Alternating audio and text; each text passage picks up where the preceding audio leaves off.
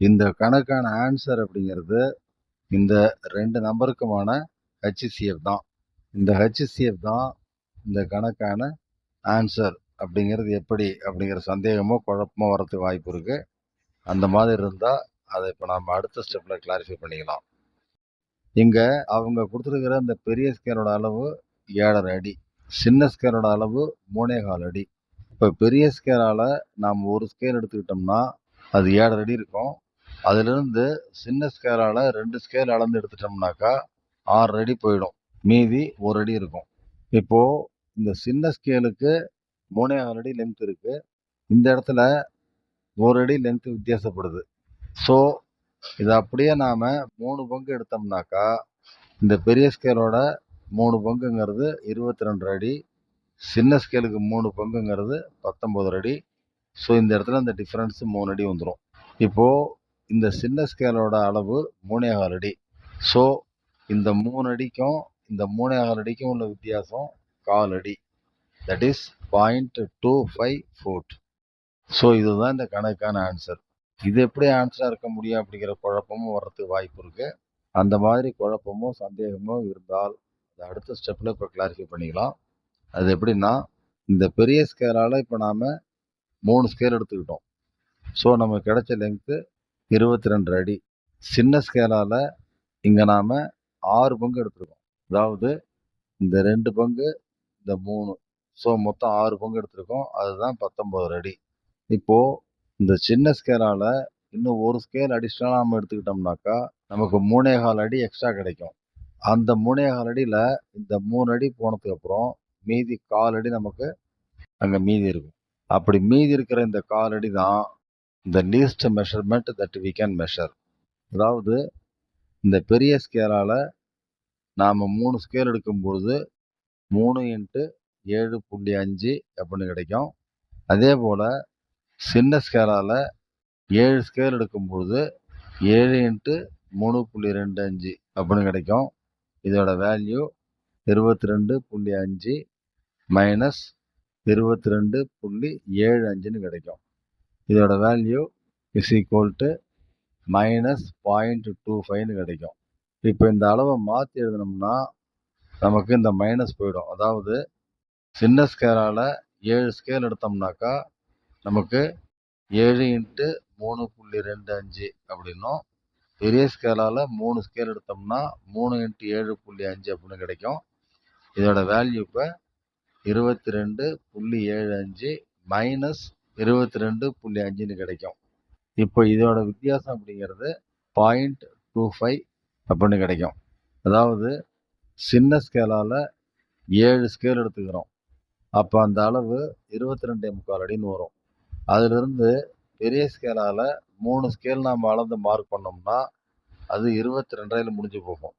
மீதி அடிஷ்னலாக எக்ஸ்ட்ரா இருக்கக்கூடிய அளவு 1/4 அடி, அதாவது 0.25 food.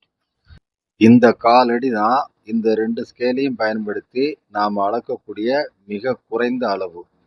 This is the minimum possible length that we can measure by using these 2 scales. So இந்த கணக்கான ஆன்சர் இதுதான். ஓகே, இப்போ அடுத்த கணக்கை பார்க்கலாம். இந்த கணக்கில் என்ன சொல்லியிருக்காங்க, மேலும் என்ன கேட்டிருக்காங்க அப்படின்னா, ஒரு புக்லெட் இருக்குது. அந்த புக்லெட்டில் இருக்கக்கூடிய அந்த பேஜ் நம்பர்ஸ் எல்லாம் யூஸ்வலாக எப்போ பண்ணுற மாதிரி 1ன்னு ஆரம்பித்து எல்லா நம்பரையும் வரிசையாக போட்டிருக்காங்க.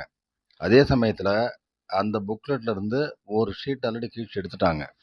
இப்போ அந்த ஒரு ஷீட்டு போக மீதி இருக்கக்கூடிய பேஜ் நம்பர்ஸோட கூடுதல் அப்படிங்கிறது 195. இதுதான் அவங்க ஸ்டேட்மெண்ட்டு. இப்போ கேள்வி என்ன கேட்குறாங்கன்னா, கிழிஞ்சு போன அந்த ஷீட்டில் இருக்கக்கூடிய பேஜ் நம்பர்ஸ்லாம் என்னென்ன அப்படின்னு கேட்குறாங்க. இதுதான் கணக்குங்க.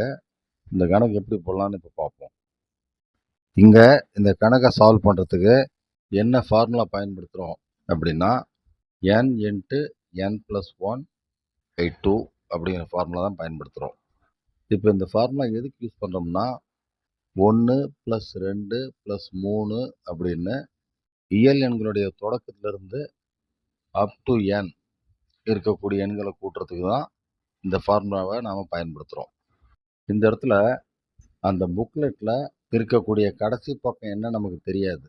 அதே சமயத்தில் ஒரு ஷீட்டை கிழிச்சிருக்காங்க. அந்த ஷீட்டு கிழியாம இருந்திருந்தால் அந்த பக்கங்களுடைய எண்களின் கூடுதல் இந்த 195 விட அதிகமாக தான் இருக்கும். ஆகையினால இந்த ஃபார்முலா n இன்ட்டு n + 1/2 அப்படிங்கிறது இஸ் மோர் தேன் 195.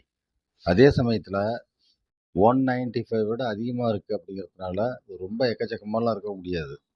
ஏன்னா இங்கே கிழிக்கப்பட்டிருக்கிறது ஒரு பேஜ் தான். அந்த ஒரு ஷீட்டில் 2 நம்பர்ஸ் தான் இருக்கும். அதாவது 2 பக்கங்களுடைய எண்ணிக்கை தான் இருக்கும்.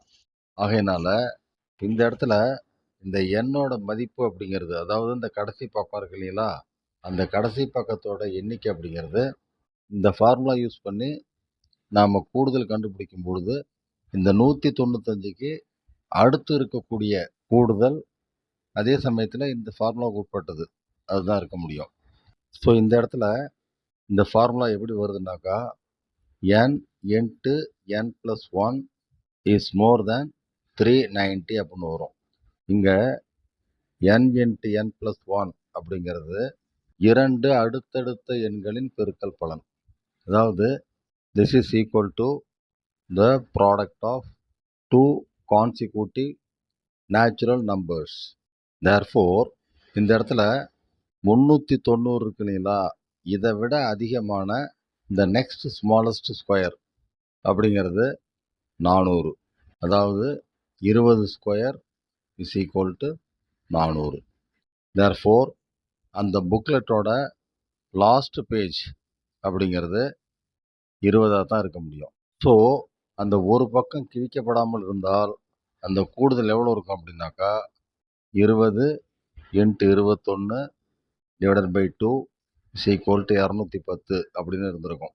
பட் அந்த ஒரு ஷீட்டு கிழிக்கப்பட்டதுனால அந்த புக்லெட்டில் மீதி இருக்கக்கூடிய பக்கங்களுடைய எண்களின் கூடுதல் அப்படிங்கிறது 195 தான். அப்போ இந்த வித்தியாசம் எவ்வளோ அப்படின்னா 15 இருக்குது.